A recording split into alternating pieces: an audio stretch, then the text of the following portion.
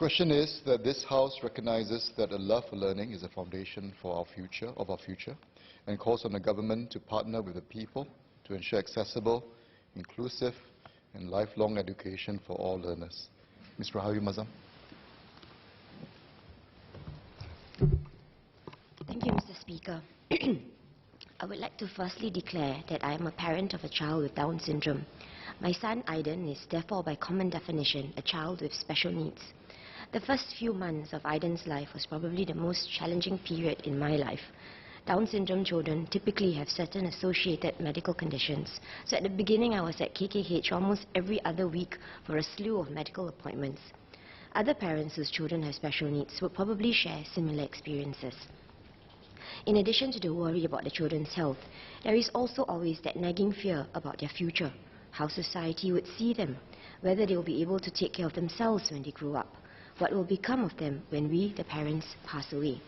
It is not uncommon to hear this, and I believe the Honourable Member, Ms. Denise Pua, would have shared this, that these parents often say that they would rather live to see their child die so that they could ensure that the child's needs are met to the end. It is heartbreaking to hear. This worry is not unjustified. A quick sensing of the current environment suggests that society, whilst now more open and accepting of people with special needs, is still not completely comfortable with them. The National Council of Social Service, NCSS, conducted an attitude studies with 1,400 citizens and permanent residents in 2015 and found that the public viewed persons with disabilities less favourably than those without a disability. They also had less favourable attitudes towards those with intellectual disabilities and autism spectrum disorder. The Lian Foundation's Inclusive Attitudes Study, conducted in 2016, echoed this finding. Half of the parents they polled indicated that they were uncomfortable about their child having to sit next to one with special needs in class. I also hear stories from parents of children with special needs about how people treat their children. One father shared that on one occasion, a few young children were running towards his daughter. They probably just wanted to play, but their caregiver was heard shouting, "不要去那边，她是神经病的人. Don't go there, she's a crazy person." Several months back, I heard on the radio a caller commenting on a discussion on inclusivity. The man said that his wife is a teacher and that there is a child with special needs in her class. His wife must have shared her challenges with him. He said that he was of the view that these children should not be put in the same class as normal children. They were disruptive and caused a lot of problems to the teachers and the class. He felt that parents of children with special needs are in denial and they want to believe that children are normal, so they insist that their children be in mainstream schools when they actually should be taught elsewhere. Honestly, I understood where this gentleman was coming from. The challenges faced by teachers in such settings are real. We need to deal with these challenges. I will touch on this a little later in my speech. But the caller's solution to the problem offended and hurt me as a parent. His tone and curt manner in which he declared his views reflected how he felt about children who are different. They should be taught separately, kept apart from normal children. I appreciate it may not be completely fair to postulate from his brief remarks what he thought of people of special needs in general. To me, though, it felt like a rejection that children like Aiden will always be seen as a burden, that they should be put in appropriate places. I cried my eyes out that afternoon. So what does all this have to do with the motion today? Why am I telling you these stories? There are many different aspects of the motion that we can debate about today, but I would like to speak about inclusive education from the perspective of persons with special needs. The reality is, while Singapore has made great strides in encouraging and promoting inclusiveness within our community, we have some way to go in truly walking the talk. Our society is still not yet able to truly view persons with disabilities as an equally valid member of the community. And I believe that we can review and build our education system so as to change perceptions, normalize disabilities, so that people can appreciate that persons with special needs are simply differently abled and are of no lesser value than any other member of society. Singapore has done a lot towards building an inclusive society. The government started the journey in 2007 when the first Enabling Master Plan, EM1, was drafted and adopted. EM1 outlined a vision where persons with disabilities are fully integrated, empowered to reach their potential, and are contributing members of society. A decade later, the third Enabling Master Plan had been drafted and is currently being implemented. However, there are still gaps and areas which we can give more attention to so as to truly embrace people with different abilities and give them the opportunity and motivation to excel. I would like to say at this juncture that this is not about seeking special treatment. A pragmatist may also say that it would be unreasonable to expect the government to put in large resources and funding to address needs of only a small percentage of people in the community. But I trust one can agree that enhancing inclusiveness within our education system will bring great benefit to Singapore as a whole. Firstly, fully embracing people with special needs within our community creates opportunities for people to be more caring and compassionate.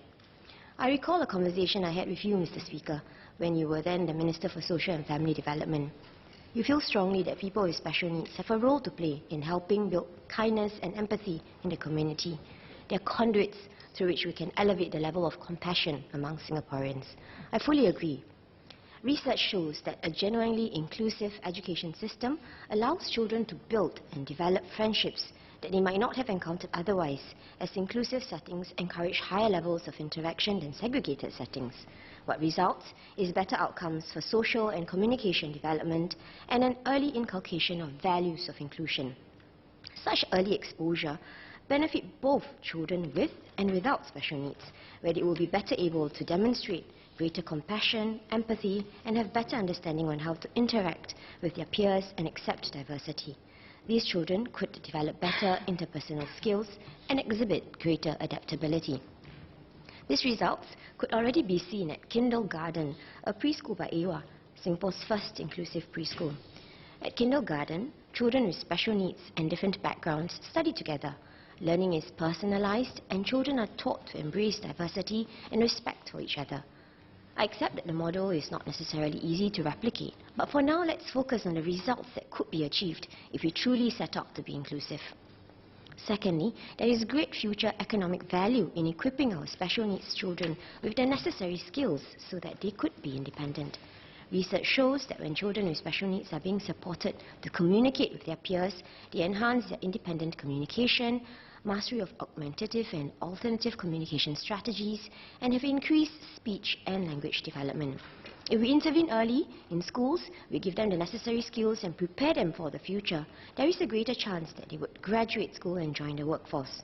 If they can work well, be independent, and contribute meaningfully towards the economy, less resources need to be spent on support structures or schemes when they are adults. In light of the above, I make the following recommendations to enhance the education landscape. For one, we should have an integrated education system and school setting. A common misunderstanding of an inclusive education is where there's simply a presence of students with disabilities in a classroom or school setting, but where micro or macro exclusion still occurs. If there is segregation and children are not treated equally within the same setting, that is not truly inclusive education. In 2012, the Ministry of Education announced that 20 special education SPED schools will be paired with mainstream schools so that students from both schools have the opportunities to mingle, for example, during recess and at school events. I understand that there are also lessons in character and citizenship education in mainstream schools that help raise awareness of disabilities and how each person can play a part in developing an inclusive society. Schools have also forged partnerships with VWOs to provide opportunities for students to interact meaningfully and deepen mutual understanding. These are all great efforts, but we need to build on them. So we should have an education system where children with and without special needs learn and play within the same setting, but in different pathways. I believe that this is more accurately described as an integrated education system. That way, students can receive different support and assistance based on their needs, but yet have the opportunity to interact meaningfully. Currently, there are special needs students in mainstream schools. However, such arrangements in some situations have been challenging for the teachers as well as the students, those with and without special needs. We hear many instances where the teachers and the allied educators cannot manage the students and the class situation. Teachers get stressed, the students in class are affected, parents chime in and express their unhappiness about the arrangement, and everyone is discouraged by the efforts to be inclusive. So to do this properly, we need to build the proper support structure and have sufficient resources. One key resource is the group of teachers who are trained to teach students with special needs. It appears that there is currently a shortage of such teachers. While there is a growing pool of allied educators specializing in learning and behavioral support, and a large number of teachers trained to meet special needs in mainstream schools, teachers have been reported to be short-handed in managing students requiring additional learning support. In addition, we have also seen reports in the papers about the Lian Foundation survey, which alluded to a high burnout rate of professionals working with special needs children. 51% of the 423 professionals surveyed felt that burning out quickly was one of the key challenges they faced. 44% said salaries and benefits were unattractive, while 34% pointed to manpower shortage as a challenge. We therefore, secondly, need to improve the profession and career pathway of special education teachers. Currently, these teachers are hired by various social service organizations who are guided by the salary scale recommended by NCSS. The general perception is that these teachers receive less recognition and their pay packages are less attractive than their counterparts in mainstream education. I propose that these teachers come under the purview of the Ministry of Education like their peers in mainstream schools so that they could have access to the same salary scales as well as career opportunities, which would in turn raise the stature and attractiveness of the role and encourage more to pursue a career in this profession. Having more educators trained in supporting special needs would better support the learning needs of our children and ensure that they can achieve their fullest potential. These teachers can then be tapped on to support students in the mainstream or SPED schools. In the same vein of building resources, I would make a third recommendation that we also build synergy between the education and health sectors so as to ensure that access to the necessary assessments is enhanced. Early identification of learning difficulties can help ensure that students who have such needs receive the necessary support as soon as possible. However, parents often cite long waiting lists for MOE psychologists when seeking to have their children assessed.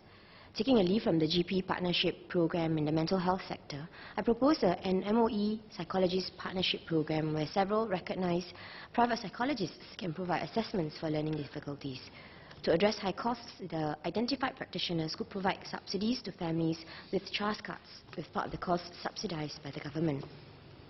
Lastly, I propose a review of the administration of school curriculum for both mainstream and SPED schools.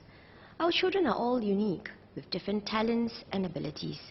Often in the school system, we are pushing them into categories or groups, which allows for a more expedient delivery of information and knowledge.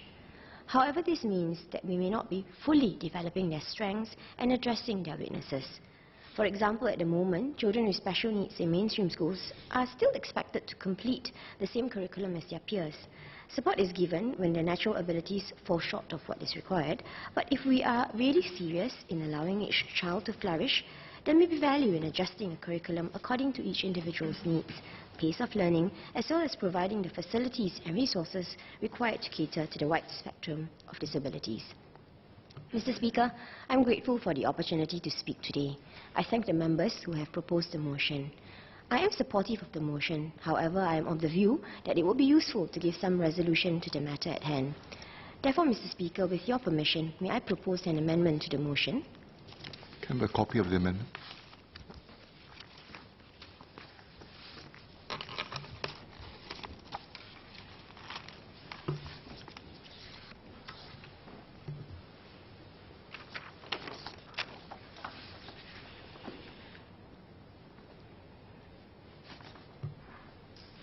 The amendment is in order. Are copies available for members? Yes, I have given copies to the clerks for distribution. Okay, please move your amendment. Mr. Speaker, I beg to move in line 4, after the word learners, to add the following words. By building an education system that A, gives each student the best possible support and the opportunity and motivation to excel. B, recognizes ability and talent in every student and offers development paths suited to their unique strengths and interests. C, enables Singaporeans to improve our lives, paying special attention to students from vulnerable families. And D, becomes a platform to bring our young together to build an inclusive and united Singapore. Mr. Speaker, allow me to conclude. Paulo Coelho said that a child can teach an adult 3 things: to be happy for no reason, to always be curious, and to fight tirelessly for something. My son teaches that to me every day. I'm glad we are debating this motion, and I hope our children remain our most important source of inspiration. Developing a good education system that is inclusive and suited to the times should be a constant work in progress. I believe our robust discussion today will contribute towards the continued development of a quality education for all children in Singapore. Thank you. Thank you for your sharing.